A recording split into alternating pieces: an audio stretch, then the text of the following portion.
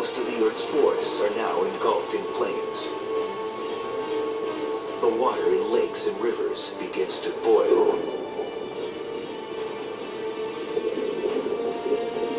With the sound of 1,000 freight trains, the giant asteroid bears down on the planet. Its target, the Yucatan Peninsula. The asteroid is so big, as the first part hits the Earth, the rear of the asteroid is still 30,000 feet in the air. That's the height that most commercial airliners fly. With the force of 1 million nuclear bombs, it explodes. The sound can be heard worldwide. The Earth shudders under the impact.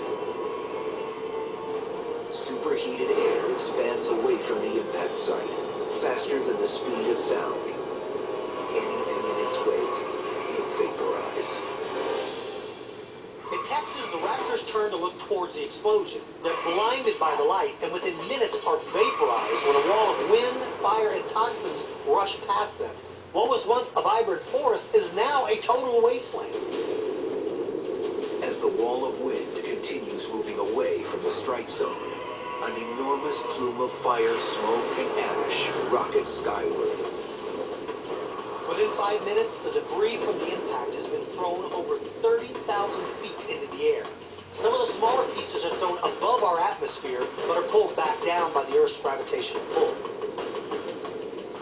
The plume of ash and dust begins to fan out across the horizon, carried by the jet streams. Halfway around the world, on the island of Madagascar, the dinosaurs go into panic mode. Their island has been spared by the fires, but the shockwave made by the sound passes directly overhead. Something more dangerous is coming towards them. The impact of the asteroid in the ocean has now created a series of tsunamis that race across the oceans, destroying everything they come in contact with. The first wave to hit Madagascar is somewhat repelled by the dense forest. For the moment, the Majungatholus are safe, but the next wave to hit it is 3 miles high. It completely engulfs the entire island and kills everything in its wake. This island went from a dense jungle filled with life to a war-torn, lifeless pile of sand. In the Yucatan Peninsula, where there was once solid ocean floor, a 180-mile-wide crater now exists. A plume of fire, smoke, and ash billow into the sky and begin to fan out across the horizon.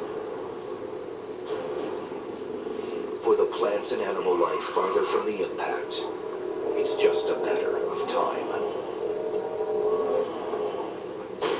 Trillions of particles thrown into space begin to re-enter the atmosphere and rain down on Earth. As they re-enter, they burst into flames. The rain of fire begins to ignite the remainder of Earth's biomass.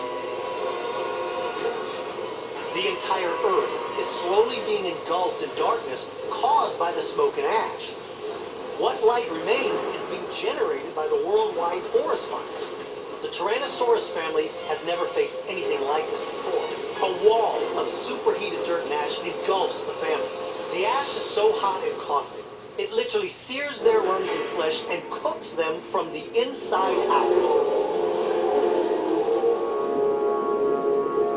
With the death and destruction brought on by the asteroid impact, it's easy to understand why dinosaurs and so many other creatures were wiped from the planet.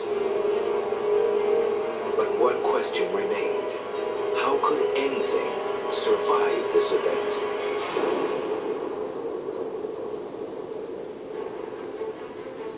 Although you have death and destruction on a massive scale, millions of plants and animal species still survive. There were places on the Earth that were somewhat shielded from these series of events.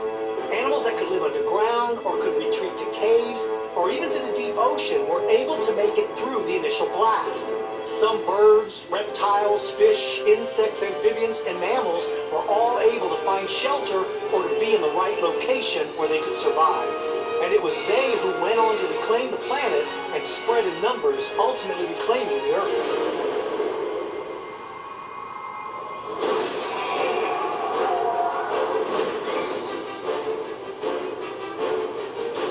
modern life, including man, owes its existence to the Armageddon that unfolded 65 million years ago.